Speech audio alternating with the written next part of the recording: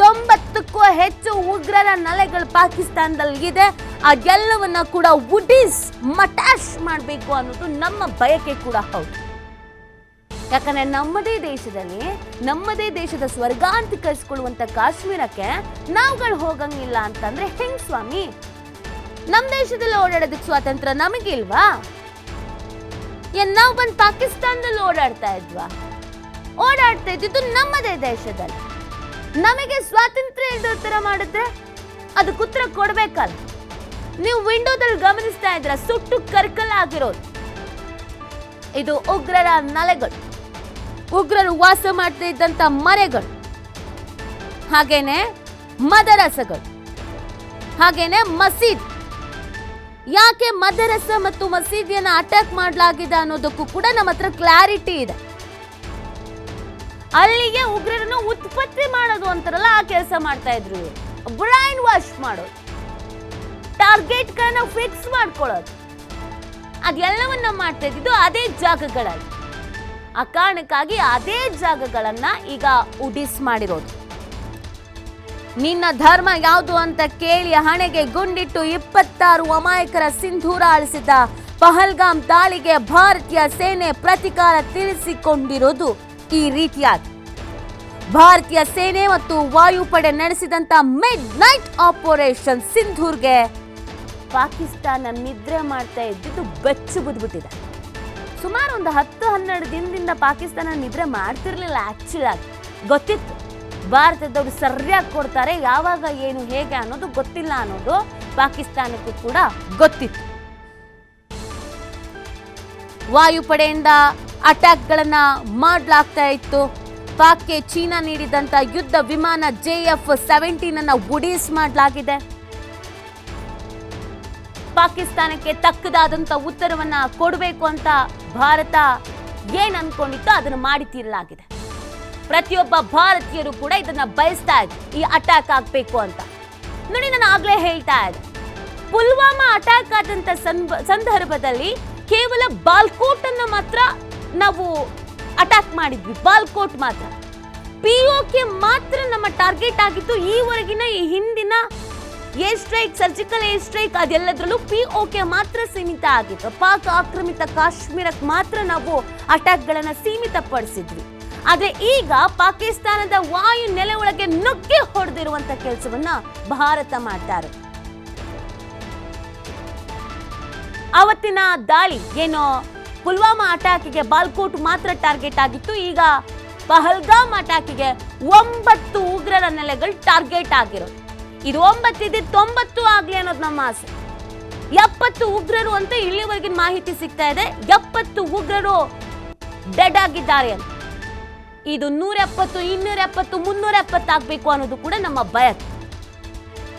ಅಮಾಯಕ ಜೀವಗಳನ್ನ, ನಿಶಸ್ತ್ರಧಾರಿಗಳನ್ನ ಹುಡುಕಿ ಧರ್ಮ ಯಾವುದು ಅಂತ ಕೇಳಿ ಹೊಡೆದ್ರಲ್ಲ, ಅದಕ್ಕೆ ತಕ್ಕ ಉತ್ತರವನ್ನ ಭಾರತೀಯ ಸೇನೆ ಕೊಡ್ತಾ ಇರೋ. ಇವತ್ತು ನಾವೆಲ್ಲರೂ ಒಂದು ಕ್ಯೂರಿಯಾಸಿಟಿಲಿ ಇದ್ವು, ಏನ್ ಹೇಳಿ, ಮಾಕ್ ಡ್ರಿಲ್ ನಡೆಯುತ್ತೆ, ಅದು ನೋಡ್ಬೇಕು ಅನ್ನುವಂತ ಖುಷಿಲಿದ್ವು. ಯಾಕಂದ್ರೆ 54 ವರ್ಷದ ಹಿಂದೆ ಮಾಕ್ ಡ್ರಿಲ್ ನಡೆದಿತ್ತು. ಹಾಗಾಗಿ ಆಗ ಎಷ್ಟು ಜನ ನಾವು ಯುದ್ಧ ನೋಡು ಇರಲಿಲ್ಲ, ಹೆಂಗ್ ನಡೆಯುತ್ತೆ ಅನ್ನೋದು ಅನುಭವವೂ ಇರಲಿಲ್ಲ. ಹಾಗಾಗಿ ಒಂದು ಮಾಕ್ ಡ್ರಿಲ್ ನಡೆಯುತ್ತೆ ಅಂದ್ರೆ ಯುದ್ಧಕ್ಕೆ ಸಿದ್ಧತೆ ಆಗೋದು, ಯುದ್ಧ ಹೇಗೆ ಎದುರಿಸಬೇಕು ಅನ್ನೋದ್ರ ಬಗ್ಗೆ ಜನರಿಗೆ ಒಂದು ಮನವರಿಕೆ ಮಾಡಿಕೊಡ್ಬೇಕು ಅನ್ನುವಂಥ ನಿಟ್ಟಿನಲ್ಲಿ ಮಾಕ್ ಡ್ರಿಲ್ ನಡೆಯುತ್ತೆ ಇವತ್ತು ಅಂತ. ಓಕೆ, ಯುದ್ಧ ಹೆಂಗ್ ನಡೀಬಹುದು ನೋಡೋಣ ಅಂತ ಕಾತರರಾಗಿದ್ವಿ. ಮಾಕ್ ಡ್ರಿಲ್ ಏನ್ ಬೇಡ, ಡೈರೆಕ್ಟ್ ಯುದ್ಧನೇ ಮಾಡ್ತೀವಿ ನೋಡಿ ಅಂತ ನಮ್ಮ ಭಾರತೀಯರಿಗೂ ಕೂಡ ಸರ್ಪ್ರೈಸ್ ಕೊಟ್ಟಿದ್ದಾರೆ ನಮ್ಮ ಭಾರತ ಸೇನೆ. ಇದಕ್ಕಿಂತ ಇನ್ನೇನು ಬೇಕು? ಈಗಾಗಲೇ ಭಾರತದ ಮಿತ್ರ ರಾಷ್ಟ್ರಗಳಿಗೂ ಕೂಡ ಸಂದೇಶವನ್ನು ಕೊಡಲಾಗಿದೆ. ಹೌದು, ನಾವು ಈ ತರದೊಂದು ಅಟ್ಯಾಕ್ ಮಾಡಿದ್ದೀವಿ, ಆದ್ರೆ ಅಟ್ಯಾಕ್ ಮಾಡೋದಕ್ಕೆ ಕಾರಣ ಕೇವಲ ಉಗ್ರರು. ಪಾಕಿಸ್ತಾನದ ಸೇನೆಯನ್ನಾಗ್ಲಿ, ಪಾಕಿಸ್ತಾನದ ನಾಗರಿಕರನ್ನಾಗ್ಲಿ ಅವ್ರು ಮಾಡಿದ್ರಲ್ಲ ರಣ ಹೇಡಿ ಬುದ್ಧಿ. ನಮ್ಮ ಭಾರತದ ನಾಗರಿಕರನ್ನ ಟಾರ್ಗೆಟ್ ಮಾಡಿದ್ದು, ಅಮಾಯಕರನ್ನ ಟಾರ್ಗೆಟ್ ಮಾಡಿದ್ದು, ಪ್ರವಾಸಿಗರನ್ನ ಟಾರ್ಗೆಟ್ ಮಾಡಿದ್ದು ಅದ್ಯಾವುದನ್ನು ನಾವು ಮಾಡಿಲ್ಲ. ಆ ಥರ ಜಾಯಮಾನ ಭಾರತಕ್ಕೆ ಇಲ್ಲೂ ಇಲ್ಲ. ಭಾರತ ಟಾರ್ಗೆಟ್ ಮಾಡಿರೋದು ಓನ್ಲಿ ಉಗ್ರರನ್ನ ಮಾತ್ರ. ಉಗ್ರರ ನೆಲೆಗಳ ಮೇಲೆ ದಾಳಿ ಹಿನ್ನೆಲೆ ಪ್ರಧಾನಿ ಮೋದಿ ಸಭೆಯನ್ನ ನಡೆಸ್ತಾರೆ. ಸರ್ವಪಕ್ಷ ಸಭೆಯನ್ನ ಕರೆದಿದ್ದಾರೆ ಪ್ರಧಾನಿ ನರೇಂದ್ರ ಮೋದಿ. ಈಗಾಗಲೇ ಸೇನೆ ಕಾರ್ಯಾಚರಣೆ ಬಗ್ಗೆ ಮಾಹಿತಿಯನ್ನ ಪಡೆದಿದ್ದಾರೆ. ಅಜಿತ್ ಮುಖಾಂತರವಾಗಿ ಪ್ರತಿಯೊಂದು ಮಾಹಿತಿ ಪಡ್ಕೊಂಡಿದ್ದಾರೆ. ಪಿನ್ ಟು ಪಿನ್ ಮಾಹಿತಿಯನ್ನ ತೆಗೆದುಕೊಂಡಿದ್ದಾರೆ. ನಿನ್ನೆ ರಾತ್ರಿಯಿಂದಲೂ ಕೂಡ ಪ್ರಧಾನಿ ನರೇಂದ್ರ ಮೋದಿ ಅವರು ಮಾಹಿತಿಯನ್ನ ಪಡ್ಕೊಂಡಿದ್ದಾರೆ. ಈಗಾಗಲೇ ಸೇನಾ ಕಾರ್ಯಾಚರಣೆ ಹೇಗಾಯ್ತು, ಏನು ಎತ್ತ ಆ ಡೀಟೇಲ್ಸ್ ಅನ್ನ ಪಡ್ಕೊಂಡಿದ್ದಾರೆ. ಇದೀಗ ಸರ್ವಪಕ್ಷ ಸಭೆಯನ್ನ ಕರೆಯಲಾಗಿದೆ. ಸರ್ವಪಕ್ಷ ಸಭೆಯನ್ನ ಪ್ರಧಾನಿ ನರೇಂದ್ರ ಮೋದಿ ಕರೆದಿರುವಂತದ್ದು. 11 ಗಂಟೆಗೆ ಇವತ್ತೊಂದು ಭದ್ರತಾ ಮಂಡಳಿಯ ಮೀಟಿಂಗ್ ಕೂಡ ಆಗಿದೆ. ಸೊ ಅಲ್ಲಿ ಏನ್ ನಿರ್ಧರಿಸ್ತಾರೆ ಅನ್ನೋದು ಕೂಡ ಬಹಳ ಇಂಪಾರ್ಟೆಂಟ್ ಆಗತ್ತೆ. ಈ ಹಿಂದಿನ ಅಟ್ಯಾಕ್ಗಳು ಏನಾಗಿತ್ತಲ್ಲ, ಸರ್ಜಿಕಲ್ ಸ್ಟ್ರೈಕ್ ಆಗಿರ್ಬೋದು, ಬೇರೆ ಬೇರೆ ಸ್ಟ್ರೈಕ್ಗಳು ಏನಾಗಿತ್ತಲ್ಲೋ ಆ ಸಂದರ್ಭದಲ್ಲೂ ಕೂಡ ಪ್ರಧಾನಿ ನರೇಂದ್ರ ಮೋದಿ ಅವರು ಪೆನ್ ಟು ಪೆನ್ ಮಾಹಿತಿಯನ್ನ ಪಡ್ಕೊಳ್ತಾ ಇದ್ರು. ಕಂಪ್ಲೀಟ್ ಆಗಿ ಅದ್ರ ಬಗ್ಗೆ ಅಪ್ಡೇಟ್ ಪಡ್ಕೊಳ್ತಾ ಇದ್ರು. ಅದೇ ರೀತಿಯಾಗಿ ಈಗಲೂ ಕೂಡ ಮಾಹಿತಿಯನ್ನ ಪಡ್ಕೊಂಡಿದ್ದಾರೆ. ಉಗ್ರರ ನೆಲೆಗಳ ಮೇಲೆ ದಾಳಿಯ ಹಿನ್ನೆಲೆಯಲ್ಲಿ ಪ್ರಧಾನಿ ಮೋದಿ ಸಭೆಯನ್ನ ಕರೀತಾ ಇರೋದು ಸರ್ವಪಕ್ಷ ಸಭೆ. ಇದರ ಜೊತೆಗೆ ಭದ್ರತಾ ಮಂಡಳಿಯ ಸಭೆ ಕೂಡ ಇದೆ. ಆ ಸಭೆಯಲ್ಲೂ ಕೂಡ ಭಾಗಿಯಾಗಲಿದ್ದಾರೆ. ಪ್ರಧಾನಿ ನರೇಂದ್ರ ಮೋದಿ ಏನ್ ಹೇಳ್ತಾರೆ, ಏನು ಎತ್ತ ಅನ್ನೋದು ಕೂಡ ಬಹಳ ಇಂಪಾರ್ಟೆಂಟ್ ಆಗತ್ತೆ. ಯಾಕಂದ್ರೆ ಈ ಅಟ್ಯಾಕ್ ಸಂದರ್ಭದಲ್ಲಿ ನಿಮ್ಮ ಮೋದಿಗೆ ಹೋಗಿ ಹೇಳುವಂತ ಉಗ್ರ ಏನು ಮಾತಾಡಿದ್ದೋ ಹೇಳಿದ್ದೋ ಅದಕ್ಕೆ ಉತ್ತರ ಸಿಕ್ಕಿದೆ ಈಗ.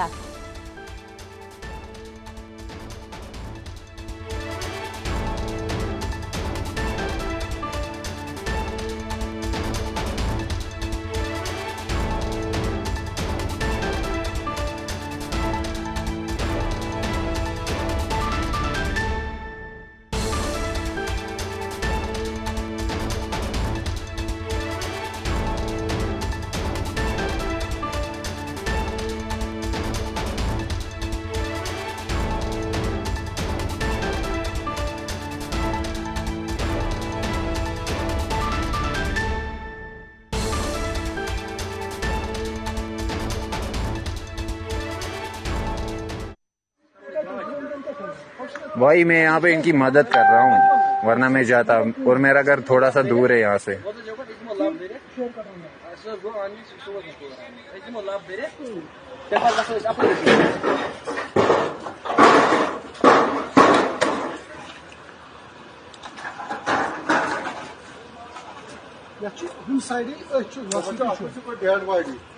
हाँ नो सर ना ना ना यात मज नो छान कम नजर बस